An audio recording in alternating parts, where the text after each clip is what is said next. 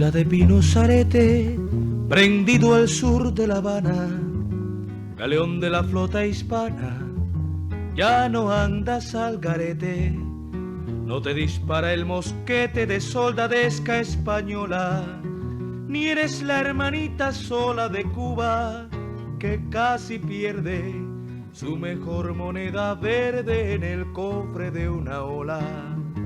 Su mejor moneda verde en el cofre de una ola.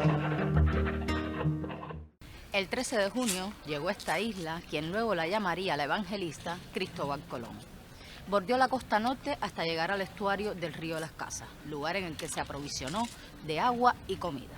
Estuvo acá durante 13 días, vaya coincidencia, hasta partir a Nueva España. Este podría ser el inicio de nuestra historia.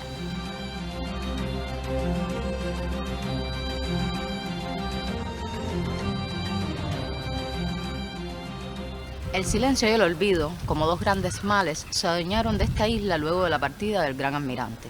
Tierra de nadie, lugar con muchas ventajas para corsarios y piratas y parada frecuente para las naves europeas en sus largas travesías. Eso era la isla en sus inicios.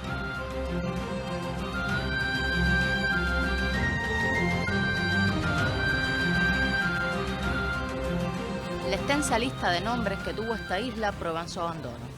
Desde la evangelista, la propuesta de Santiago, Ajao, el posible nombre atribuido al rey de España, don Fernando el Católico, entre tantos otros, hasta llegar a la actualidad. Pero en medio de tantos cambios, ¿quién o quiénes eran los gobernadores y propietarios de esta isla? Si les interesa el tema, quédese con nosotros.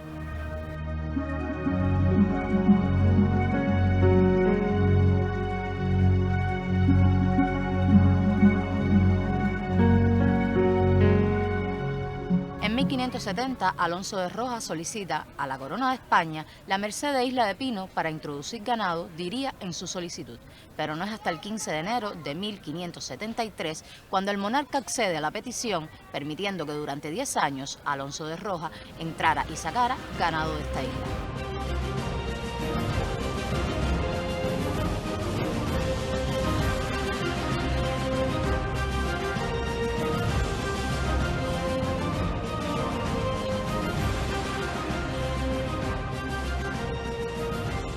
Una historia de la que poco se habla en nuestros medios son los propietarios y gobernadores que tuvo la isla a través del tiempo. Ya a mi lado, el profesor e historiador Roberto Unger. Buenos días, profesor. Buenos días. Ya sabemos que no fue hasta 1573 cuando la corona española aprobó la merced a Alonso de Rojas. Pero ¿cómo se establecían las autoridades aquí en la isla? Bueno, era una práctica en aquella época y particularmente en el territorio pinero, que prácticamente era un territorio desconocido y desconectado de todo el sistema administrativo colonial de la época. Entonces, evidentemente las principales autoridades políticas y administrativas estaban relacionadas hasta, digamos, los primeros años del siglo XIX estaban relacionadas con la importancia y la riqueza acumulada por los determinados personeros que existían en el territorio. En el caso específico de Alonso de Rojas, era uno de los propietarios más importantes de la costa sur de la isla suroccidental de la isla de Cuba, la zona que se conocía como Dayanigua o Ayanigua, y era también una de las personas más influyentes en la ciudad de La Habana, en San Cristóbal de La Habana. Y por eso entonces esa mercedación de la isla toda a este individuo respondía a la importancia y a la preponderancia política que tenía como una de las personas más influyentes en el sistema político colonial de aquel momento. Y la autoridad política él la delegaba en aquellos administradores y, emprendedores que él contrataba con el objetivo de desarrollar la ganadería. Por eso debemos hablar ya de un sistema político, de un sistema administrativo que se avenía con la norma colonial de la época, particularmente a partir de 1826. Con anterioridad entonces fueron Jerónimo de Rojas, fueron la familia Sayas Bazán, que al mismo tiempo cumplían sus funciones como propietarios y de manera muy elemental también asistían desde el punto de vista político-administrativo una gestión administrativa, valga la redundancia, que respondiera a los intereses de la corona.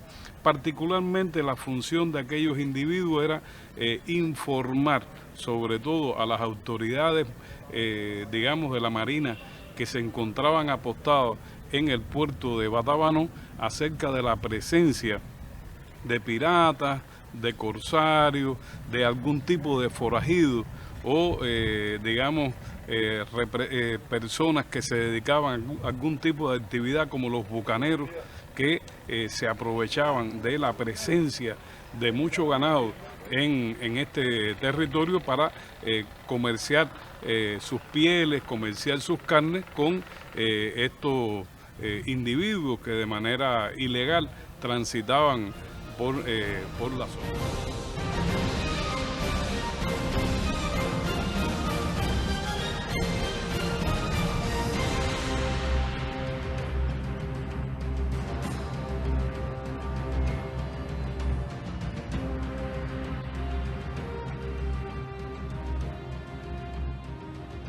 Por lo tanto, estamos hablando realmente de una estructura político-administrativa elemental, representada y personificada en los principales propietarios. Es por eso que no hay una sucesión administrativa creíble y al mismo tiempo importante hasta el proceso fundacional de la población de Nueva Gerona entre 1827 y 1830.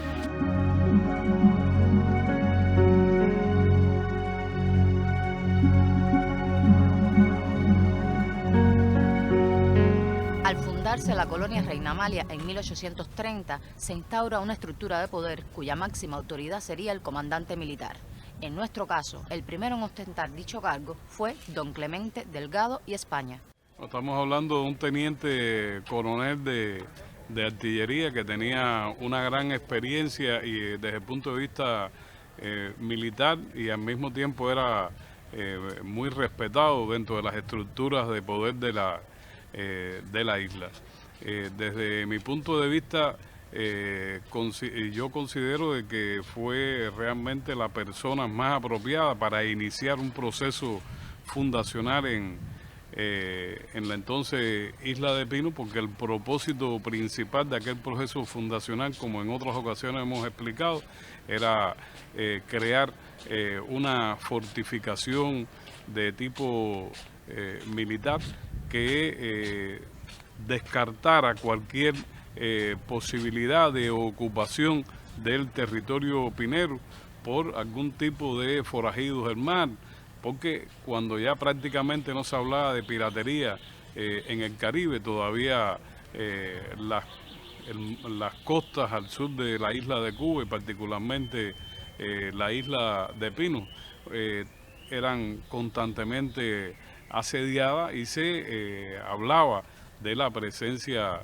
de dos importantes figuras, en este caso Pepe Mallorquín y Andrés Acosta, que era su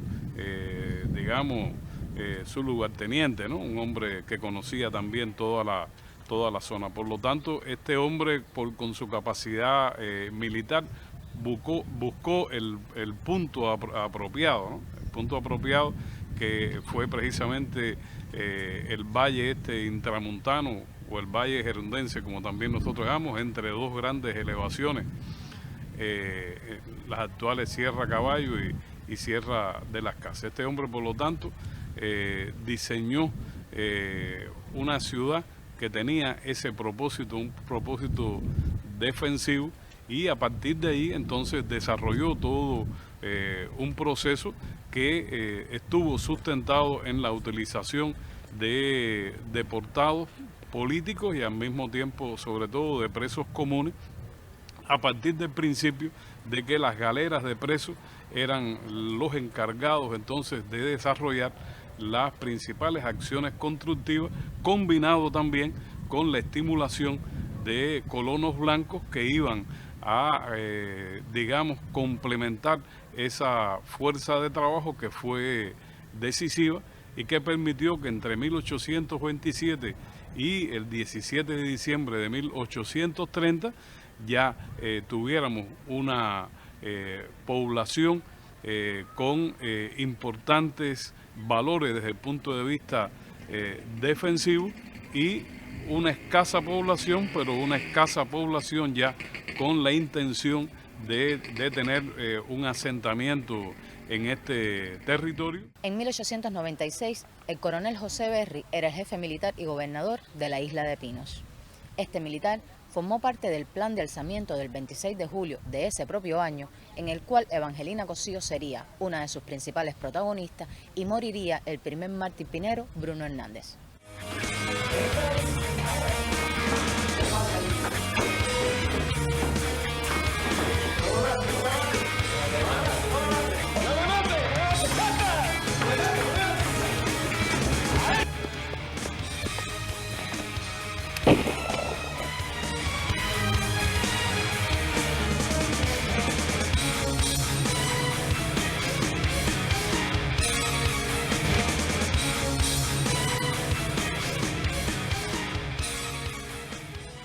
Esta es, en síntesis, la historia de las principales autoridades de la isla antes y después de la colonia, marcada por muchos nombres para una isla tan pequeña.